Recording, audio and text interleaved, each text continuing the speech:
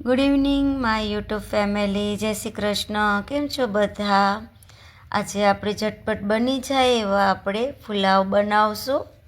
એની માટે આપણે આ બટેકા, કાંદા, લસણ, ટમાટર, આ ભાત મેં ધોઈ નાખ્યા છે. સરસ રીતે ધોઈને પછી આપણે હવે એનો વઘાર કરશું. હવે આપણે એમાં કુકરમાં તેલ નાખશું. તેલ બહુ નથી નાખવાનું, ઓછું જ નાખવાનું છે આપણે. હવે આ ગરમ થઈ જાય એટલે આપણે એની અંદર રાઈ જીરો નાખવાનું છે. હવે આ રાઈ જીરો ઉપરથી હિંગ નાખવાની છે. સરસ ગરમ થઈ જાય એટલે ઉપર આપણે સમાયેલા જે કાંદા હતા એ આપણે એમાં નાખશું. હવે આ કાંદાને સરસ રીતે મિક્સ કરી લઈશું. ઉપરથી પછી આપણે ગ્રીન જે મરચી હતી બે એ નાખવાની.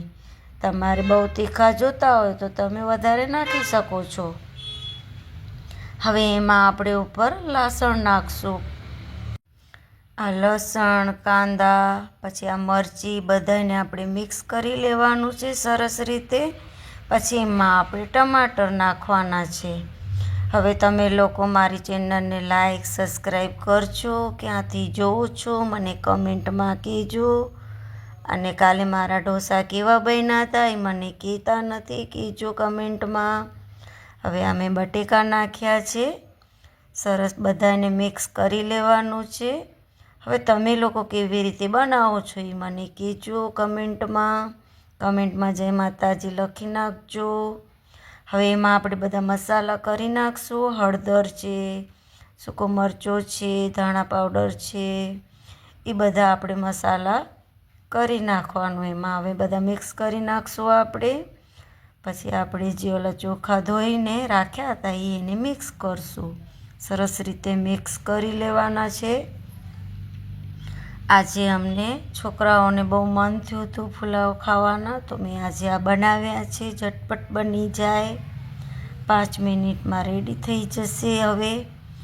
હવે એમાં આપણે અડધો ગ્લાસ પાણી નાખવાનું છે. બહુ નથી નાખવાનું, નહીં તો પછી ખીચડી બની જશે બહુ નાખશું તો. હવે આ સરસ રીતે પછી મિક્સ કરી દેવાના છે. મારી ચેનલને લાઈક, સબસ્ક્રાઈબ કરજો પ્લીઝ. તમે ક્યાંથી જોવો છો એ કમેન્ટમાં લખજો. અને હજી મારા બીજા વિડીયો તમને જોતા હોય તો હું તમને કરીશ. હવે આમાં મીઠું નાખ્યું છે. પછી આપણે લાસ્ટમાં કોથમીર નાખવાની છે. કોથમીર મારા બધામાં હોય છે, તમને ખ્યાલ હોય તો. અને મારો પૂરો વિડીયો વોચ કરજો.